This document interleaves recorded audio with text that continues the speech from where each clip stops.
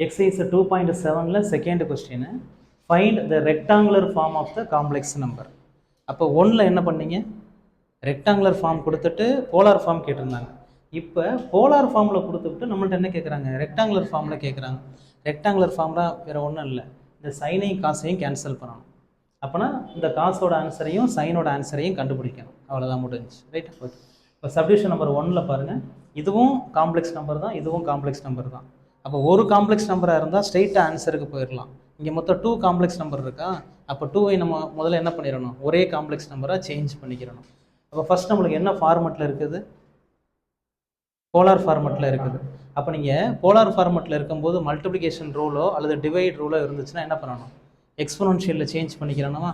First எக்ஸ்பொனன்ஷியலில் change பண்ணிக்கிறேங்க. அப்போ subdivision number 1 இதானே ஃபஸ்ட் ஆன்சரு. அப்போ தேர்ஃபோர் இதை எக்ஸ்பொனன்ஷியலில் சேஞ்ச் பண்ணிங்கன்னா e பவர் I தீட்டா, தீட்டாக்கு பதிலாக இங்கே என்ன ஆன்சர் இருக்குது, π/6 இருக்குது. அப்போ π/6. நெக்ஸ்ட்டு மல்டிபிள், அதுவும் போலார் ஃபார்மெட்டு தானே, அதையும் எக்ஸ்பொனன்ஷியலுக்கு சேஞ்ச் பண்ணலாம்.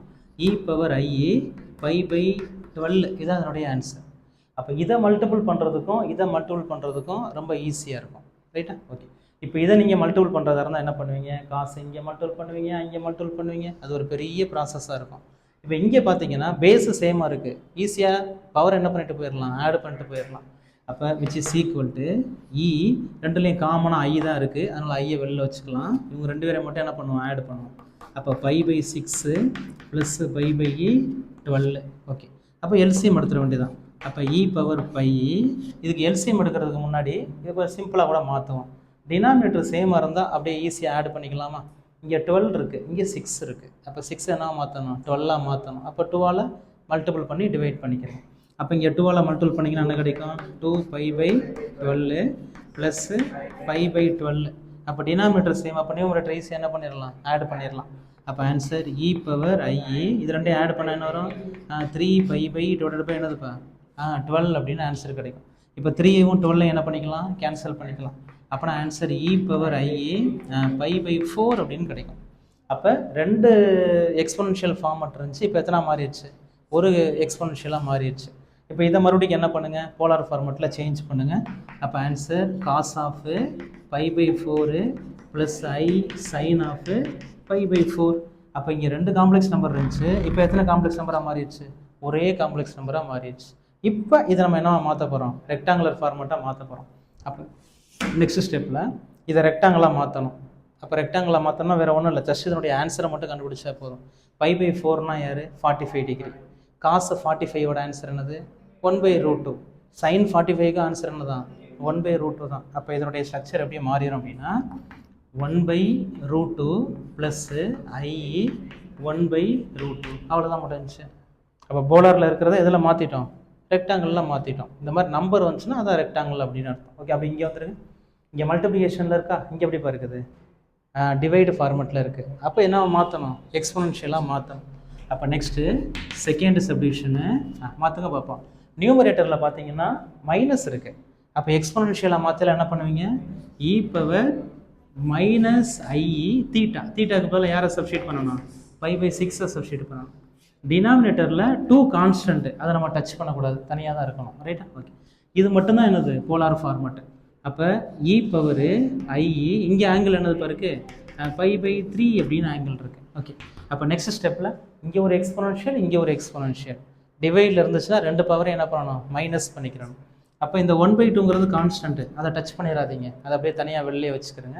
இப்போ இது ரெண்டை மட்டும் என்ன பண்ணணும், சிம்பிளிஃபை பண்ணணும். அப்போ இ பவர் ஆல்ரெடி ஒரு ஆன்சர் மேலே இருக்குது, மைனஸ் ஐ π/6. இவங்க நியூமரேட்டருக்கு போகும்போது என்ன மாறிடுறாங்க, மைனஸாக மாறிடுறாங்க. அப்போ ஆன்சர் மைனஸ் ஐ ஒரு π/3. ஓகே, அப்போ இது ரெண்டில் யார் காமனாக இருக்குது, மைனஸ் ஐ காமனாக இருக்குது, அதை அப்படியே வெளில எடுத்துக்கிறோம். அப்போ answer 1/2 into e power minus ஐயை நம்ம காமனாக வெளில எடுத்தோம்னா π/6 ப்ளஸ்ஸு π/3 அப்படின்னு ஆன்சர் கிடைக்கும். மறுபடியும் என்ன பண்ணணும், எல்சிஎம் எடுக்கணும்.